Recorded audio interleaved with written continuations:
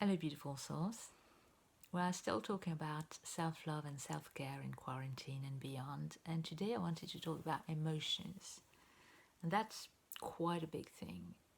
Even at the best of times, we are not really used to dealing properly with our negative emotions. But normally, of course, we have coping mechanisms, we have avoidance strategies, we have all sorts of activities that can take our mind off whatever is bothering us.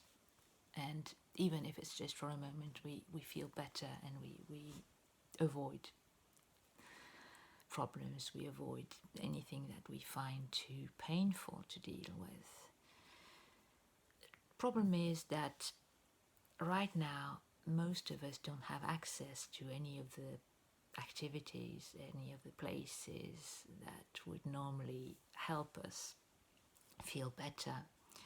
And also that we are forced into a situation that makes us feel a lot more of all these negative emotions. We experience anger or fear or frustration at least once a day for most of us.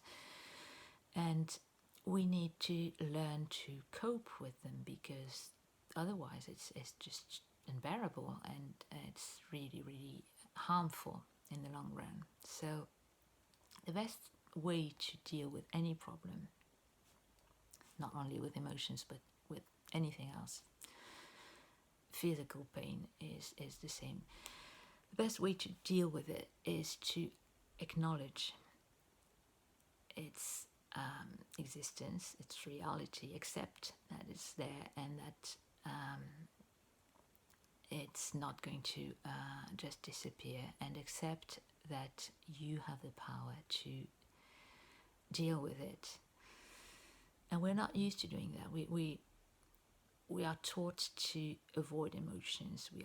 When you say that someone is getting emotional, it's not really a compliment most of the time. And so we push everything down and try to forget about it, but it doesn't work.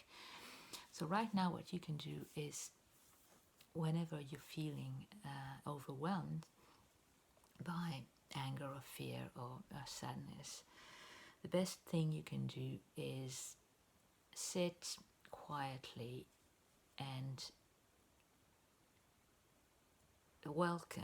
actually welcome that feeling, because you are going to have a conversation with yourself and you are going to deal with it properly.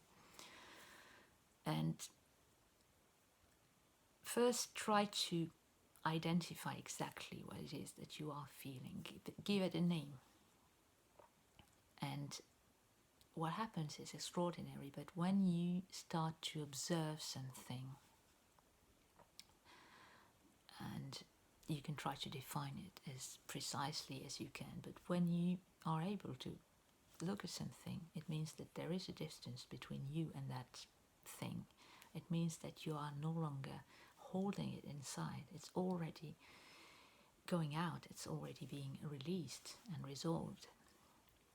So you can try to identify it as precisely as you can.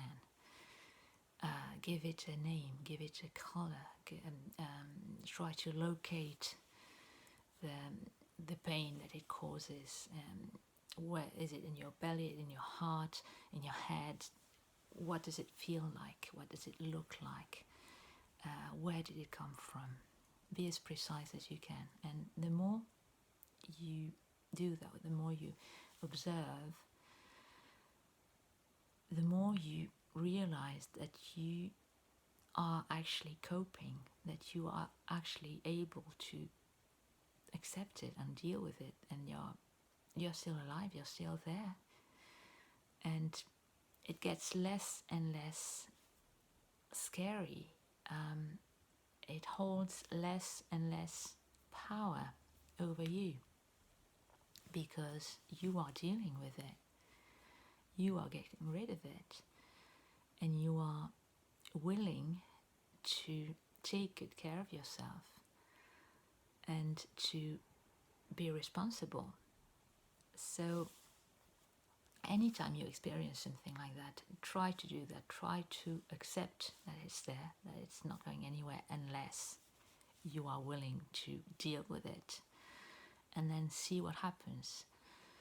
Do that just for maybe 5 minutes, and then you can do a breathing exercise to relax. But do it afterwards, because you want to see the negative feeling first for what it is, and then cleanse your body and mind with a breathing exercise and a relaxation, and do something nice afterwards, like, I don't know, put on some music and dance or whatever makes you feel better, and also as a reward for being so brave. But try that, because these days we are getting so many negative feelings, negative influences, that we need to react. We need to cope. We need to remind ourselves that we are strong, that we are capable, that we are dealing with whatever is coming our way.